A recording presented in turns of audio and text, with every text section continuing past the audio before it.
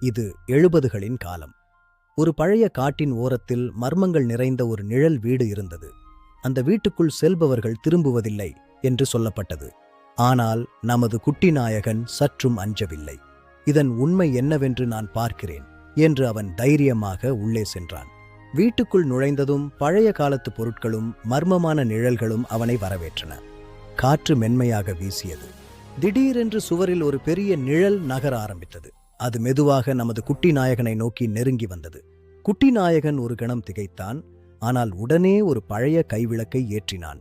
அந்த ஒளியில் நிழல் குலுங்க ஆரம்பித்தது. அருகே சென்று பார்த்தால் அது ஒரு பழைய கண்ணாடி. வெளியிலிருந்த மரங்கள் அசைந்ததால் அந்த நிழல் அவ்வாறு தோன்றியது. குட்டி நாயகன் மகிழ்ச்சியில் சிரித்தான். பயம் என்பது நமது மனதில்தான் இருக்கிறது என்பதை அவன் அந்த காலத்திலேயே உலகுக்கு உணர்த்தினான். அவன் அந்த வீட்டை ஒரு பாதுகாப்பான இல்லமாக மாற்றினான். அதன் பிறகு அது மகிழ்ச்சியின் இருப்பிடமானது. அனைவரும் வியந்து பாராட்டினார்கள். 70களின் உண்மையான குட்டி நாயகன் நீதான் என்று அவனை போற்றினார்கள்.